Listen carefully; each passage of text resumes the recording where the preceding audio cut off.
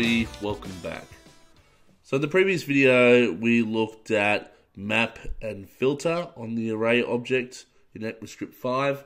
What we're going to be focusing on in this video is something known as reduction methods. And there are two methods of this nature. One is reduce, and the other one is reduce_Write. And basically what they attempt to do is they attempt to take every single item in your array, accumulate it together in some fashion, and spit out one individual number or object or whatever it is that you're working with, right?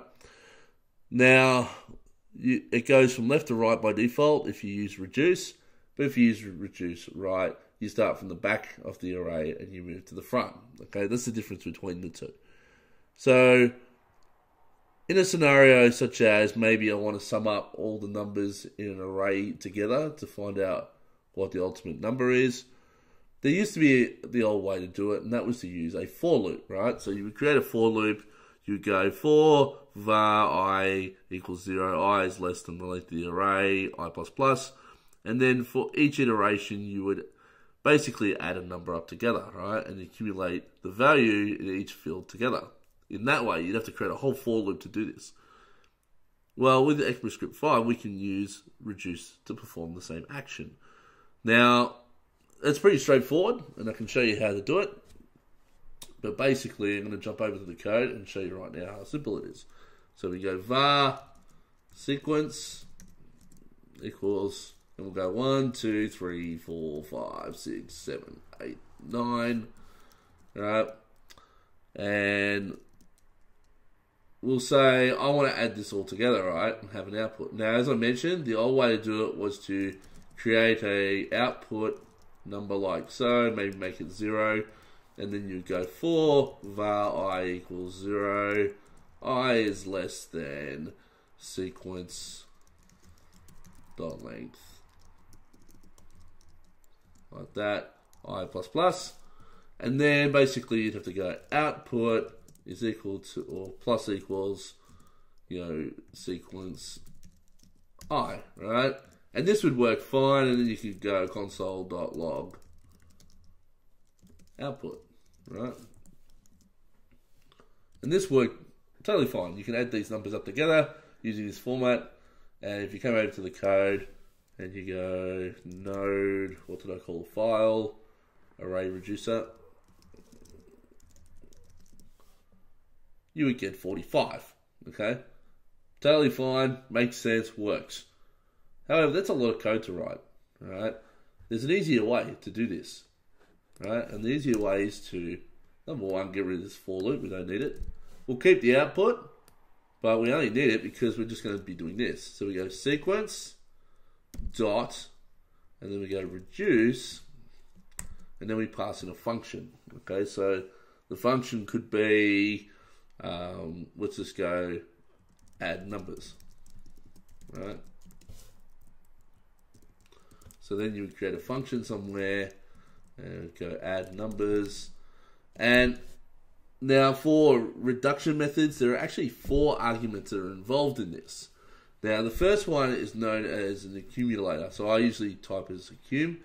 And it basically is the previous value from the last time you come in to the loop. So if you're starting at position number 1, this one here, accum will be actually 0, alright? But then you add 1 to it, so then when it comes to this point, the accum value will now be 1, right? So then you'll add 1 and 2 together, that'll make 3, so when you get to this one, the accum will be 3, and so on and so forth, right? So I usually just call it accum, because you're accumulating a value, right? The second one is the current value, okay? So the current value is the item in the array here. So, for the third iteration, it would be the number 3. Then you have the index. So you've got the index value as you would in all the other functions. And then finally, well, you still can get the array, okay?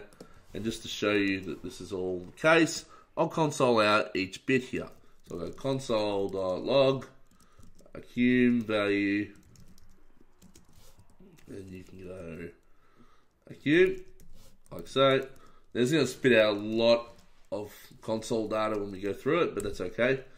We can just ignore most of it. And then for Q value, we'll go current value, and we'll set that to the current value. Right. Then console.log, we'll go current index. Current index. And just to visually see it, console.log, we'll pick out the array being processed. Right. And we can go array. Right. Now the important distinction here is this last bit. So what we're going to do here is we're adding the numbers together. So we just go add what the current value coming in is, the accumulated value, together with the current value that's in the array. Right. So for iteration 0, so for this point here, accum will be 0. So plus 1 will return 1. Right. So that'll be the first value that we will use to accumulate to the next item. So then it will come here, it'll see 2, but the accum will be 1, so that'll be 3, and then it'll be 3, and then it'll be 3 plus 3, and you'll see how this works as you iterate through it, right? So now, I'm going to just quickly run this, just to give you an idea of what it looks like. So if I go now, node array reducer again, we've got a lot of stuff being spit out here, but you can see the accum value is 1. So because I didn't initialize a value at the start, right, it actually ignored the first iteration and said, okay, we'll just move straight to the second one. So the accum value, in fact, on the first iteration of this one is 1, and then the current value is 2. So the current value is 2. We're starting at index position 1 because we didn't have an initial value. And then, so as a result, we get 2 plus 1, which is 3. So then in the next iteration, we get an accum value of 3. Then we've got the current value of 3, right? We're at position 2. We add those two together, we get 6. So the next one down is what? Accum value is 6. And so on, and so on, and so on, right? Until we get to the point where we're at 36, we add 9 to it, and the ultimate number here is 45. Okay? Now, that's cool. That's if we start off with this being the first part of the sequence. But what if we want to actually start off with an original number and then add the values in the sequence to that number? Well, what you can do is we could say, I want to start with 100, right? So we're going to go 100 now plus 1. And now what you should see over here, instead of it starting at current index 1, it should start at current index 0, and the accum value should be 100, and the current value should be 1. Alright, so let's quickly check that. I'll save this, and now I'll clear. I want to clear the screen, there's a lot going on here. And we'll run the code again. So now if I go back to the top, you'll see that the accumulated value to start off with was in fact 100. The current value is 1. We're at position 0 because now we are having a default value to start off with, so we have to add the value of position 0 together to get 101. Next line, well, we add 2. We get 101 plus 2 is 103. Then we plus 3, we get 106, and then so on and so forth, right? All the way down to 145. Okay, so that's the reduce in terms of a single dimensional array. However, we can actually do the same thing here for double dimensional arrays. Right? We can reduce the number of items in a double dimensional array down to one single dimensional array. So I'm going to show an example of that before I move into reduce write. So just say we have up here a double dimensional sequence, right? Array sequence. So it's going to be a double dimensional array, and we're going to go inside of here. We'll go 1, 2, then we'll go comma 3, 4, comma 4, 5, comma 5, 6, comma not 5, 6, 6, 7, 6, 7, 8. Now, hang on, what am I doing here? I want to have distinct numbers for all this. 5, 6, 7, 8, and then 9. Alright? So similar to above here, I want to try and get this same sequence here.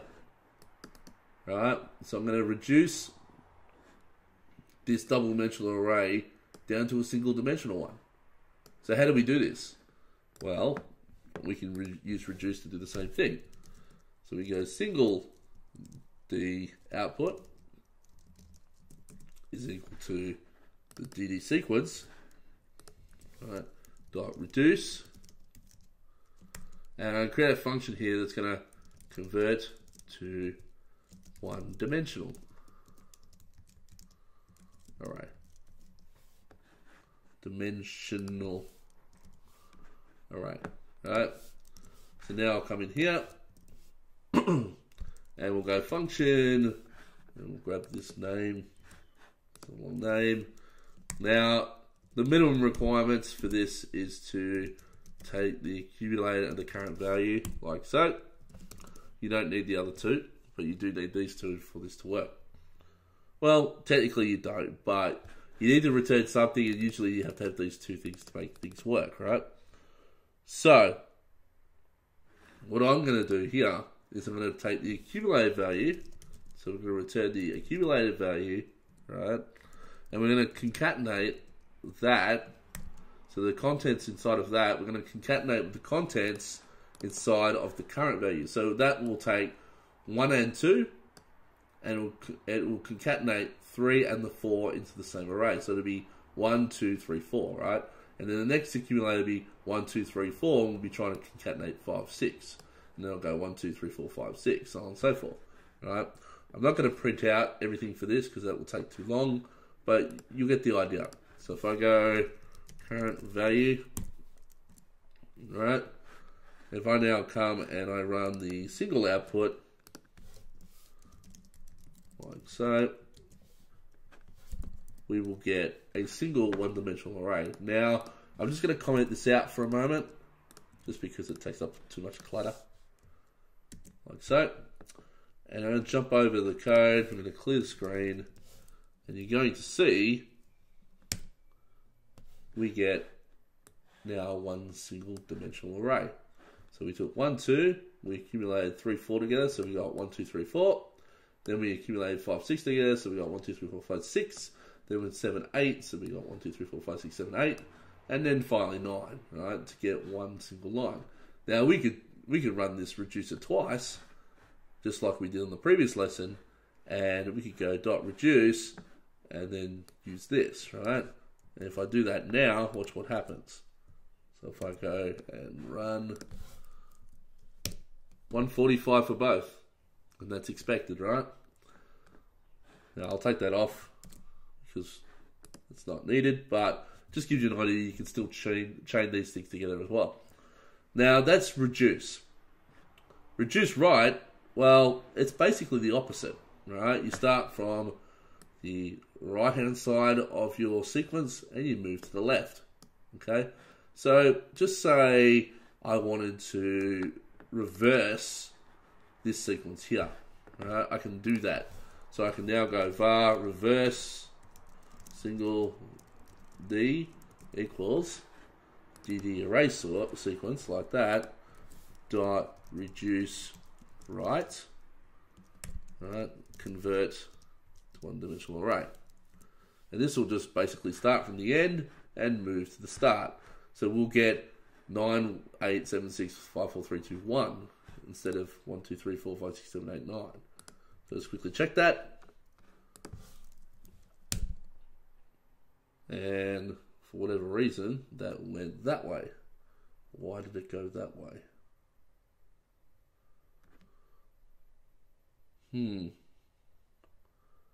Interesting. 9 plus.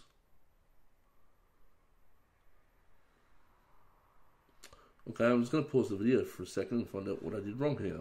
Hey everybody, sorry about that. So, the one thing I forgot to do at the bottom here was I had this as the console.log output here.